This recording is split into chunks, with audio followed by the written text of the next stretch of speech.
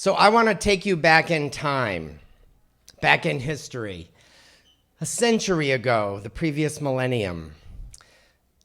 Back then, people like me were considered an abomination unto the Lord and a perversion in society. And I think of those days as the good old days, the days of liberation. Because you see, back then, straight people didn't know what to do with gay people. So they just kind of left us alone for the most part. And there was something I liked about that.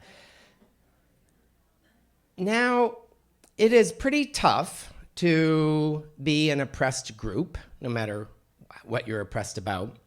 So I don't want to minimize the challenges that gay and lesbian people have had.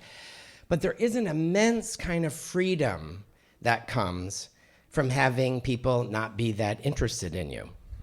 For example, no one ever asked me if I had a boyfriend or if I was in a relationship or what I did last weekend, because God forbid I would tell them about the amazing sex I had nonstop for 48 hours, and they would be incredibly uncomfortable. They didn't ask me where I went on vacation. They really didn't kind of ask you anything. And I miss those days. I miss those days. I'm always amazed when I go to a conference or I'm at a meeting and some guy will say to me, so Kevin, did your wife come with you? And it's like, really? Like, I'm so gay. Like, I'm gay. Like, do you have no gaydar at all? You know, and I say, no, Frank, I don't have a wife. I am gay, and I have a partner, and he's not here. And usually the response used to be sort of like, well, good for you. Good for you. I just saw someone come in. I need to give them a message. And then they would take off. And I didn't mind the taking off part. I was never quite sure what the good for you was about. I think what they really meant was, I'm glad it's you and not me who's gay. So back in 2000, Vermont got the civil unions law passed. And my partner, Michael, got inspired. And at that point, we had been together for about 14 years. We had survived 2 mortgage closings together, which in my mind, a mortgage closing and a mortgage is a far greater sign of commitment than a wedding. My father's been married 9 times and has no mortgages. So for me, I sort of thought, this is a very big deal. I remember the night before our first closing, I laid in bed awake all night thinking, I cannot believe tomorrow morning I am going to go into hundreds of thousands of dollars in debt with somebody who doesn't even pick his clothes up off the bedroom floor. Like, this can't be right. On my 40th birthday, Michael took me to Shelburne Farms outside of Burlington for a cocktail. We like to go there. So for those of you who don't know Shelburne Farms, it's a Vanderbilt estate right on the lake in Burlington. And they have $20 martinis. And so we have martinis and we pretend that we live there. And then we go to Applebee's for dinner. And so we're walking around with our cocktails outside, sort of contemplating how we would renovate this 50-room estate if it was ours, because that's what gay people do. And then he surprised me. Like, he really, really surprised me. He got down on a knee, and he proposed to me. Now, you'd sort of think like, well, Kevin, you could have kind of expected that. You know, you've been together for 14 years, civil unions just passed, like you could have seen it coming. I did not see it coming at all. And so like all the straight people that have come before me, I did just what they did. Oh my God, yes, I love you too. I can't believe you want to spend the rest of your life with me. That's so amazing. I just want to call my mother and tell her I'm engaged.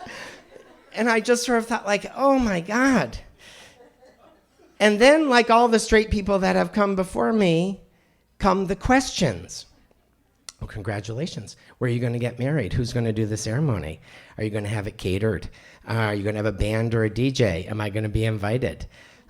Please don't have one of those lesbian weddings, potlucks on the top of some mountain at sunset or sunrise. And I was so overwhelmed with being kind of thrust into the heterosexual world that I just said to people, we're in no rush. We've been together a long time. We'll get married on our 20th anniversary.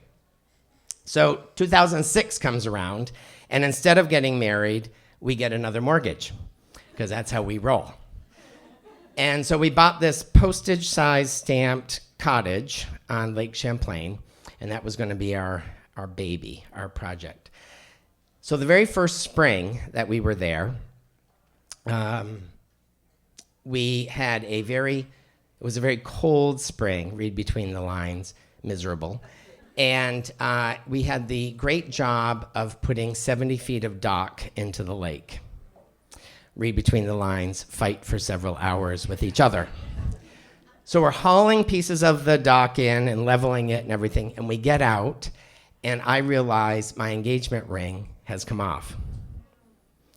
And I think because it was really cold and my fingers were all shriveled up. For you Irish people in the audience, it was a claddagh ring, which is important to us Irish people.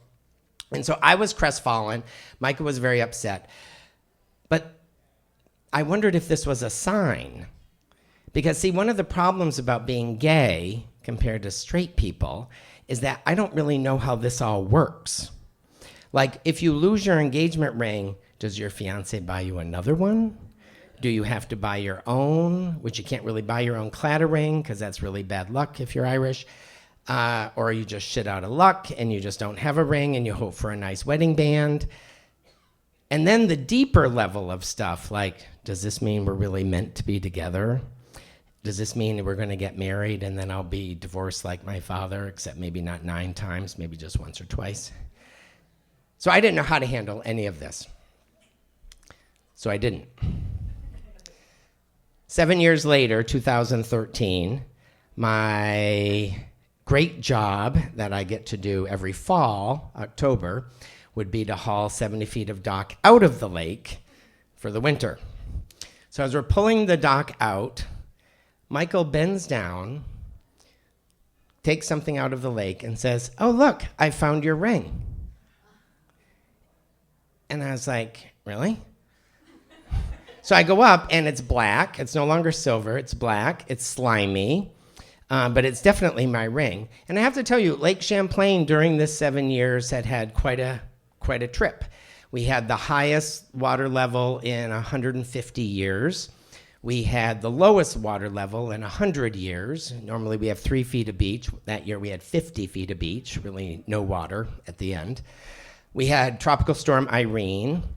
On a regular storm, we would sometimes get 3 feet of shale on the beach, and then the next day it would all be gone. It would just be sand again. So this was. I'm trying to convey a sense that this was not a calm part of the lake, but a pretty choppy part of the lake.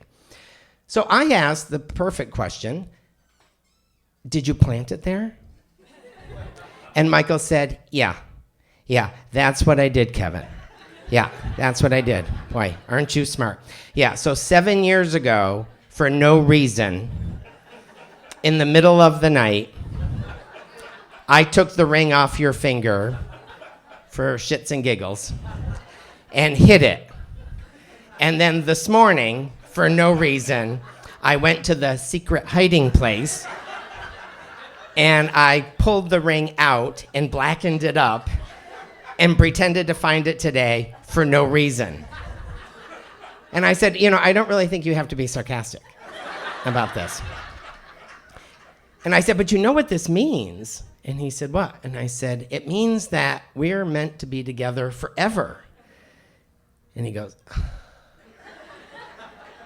why did I tell you that I found it? I should have just put it on your dresser. So yesterday I came back from Africa. We were celebrating our 30th anniversary. And we're still not married. Yeah, thank you. We're still not married. We kind of like honeymoons more than we like weddings. So we have a lot of really awesome honeymoons. I'm still not sure he's the one. The clothes on the floor is still a problem after 30 years. But, Beyonce was right. If you like it, then you better put a ring on it. And so he put a ring on it, and I'm still here. But I will say that over these 30 years, the thing that I've learned the most is that it really has more to do with the journey than the jewelry when it comes to having a good relationship. Thanks.